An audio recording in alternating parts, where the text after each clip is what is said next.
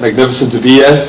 I was really fortunate a few years ago. I toured Pakistan a lot as a young man, and through the troubles that they've had in the region, we started playing cricket in the UAE, which was a blessing from my perspective because I got to spend a lengthy amount of time in the region, and certainly have loved it. So to come back here today, the last few days, has been really special. And it's certainly a place that I would recommend to many people to come and see. Sure, and we're all very privileged to have you here tonight. We would love to hear what you've got to say, if you've got any message for the cricketers here. The stage is all yours. Oh, thank you. I thought that, firstly, it's wonderful to be here. I mean, I think Shyam and everybody has spoken so wonderfully around, seeing the team from the Emirates, the UAE, participate in the World Cup. I certainly think it was exciting. You guys got to play against the South African team, also a team that I spent 15 years playing for, and I captained for 12 of my 14 or 15 years that I played. So I had a pretty unique journey as a cricketer when I got given the captaincy at 22 years old. So I thought, a nice message tonight would be to take you through a small part of what that journey was. I brought some behind-the-scenes video material that we used for the team. I thought it would be nice, especially for the guys to see and hopefully take a message home with them. For me, I started playing for South Africa as a 21-year-old. I was picked, to play. My first ever series for South Africa was against Pakistan, and was against Australia. But I was 21 years old, and the World Cup in South Africa was in 2003. And the whole season I'd been thinking about playing in my first World Cup.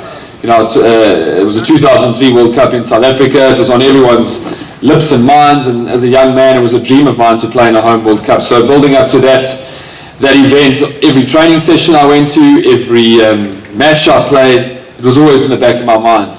This World Cup and wanting to be a part of it. And we have a Boxing Day test match in South Africa. We're playing Pakistan, and on day 3 I was warming up, and the coach came to me and he said, "Greame, you haven't been picked in the World Cup squad," which, as you can imagine, was hugely disappointing for me. The timing probably wasn't that great because I had to open the batting in 15 minutes time and face Shyam, who was one of the fastest bowlers I ever faced, and thank goodness I don't have to do that anymore.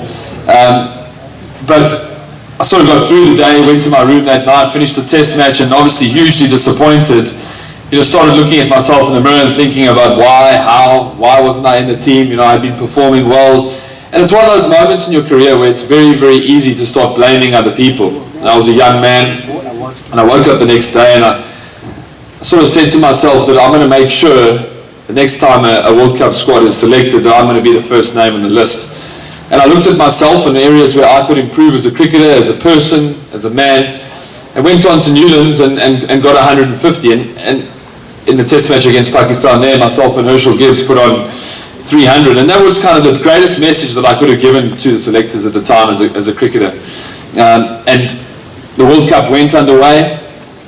And I remember one day I was walking out of the cinema and I got a phone call from the convener of selectors. He said, "Greame, Jonty Rose has broken his finger.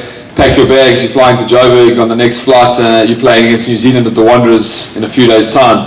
So you can imagine, it was a great life lesson for me in terms of, how to approach adversity, how to think about dealing with adversity, and moving on in life. And I used that as great motivation and ended up playing in the World Cup anyway. But the story that I wanted to get to was straight after that World Cup, we lost to, we drew with Sri Lanka. We had issues with Duckworth Lewis. Our mathematics has improved vastly since then. But straight after that World Cup, I got given the captaincy at 22 years old. And you can imagine, as a 22-year-old, that was a pretty daunting task. And went to England, played against England. Building into that first test match, there was a huge amount of pressure and expectation on what you can and what you can't do. You can imagine the media are saying many different things, and I certainly felt very, very nervous moving into that test match. And I was really fortunate. You've mentioned the 2 double hundreds, and that gave me the opportunity to make mistakes. And 4 years later, I made many of them. There were lots of ups and downs, and the journey had been, really amazing. But I needed to change as a person. I needed to develop. I was 26 years old. I'd been captaining South Africa for 4 years at 26. So it was a real turning point in my journey as South African captain.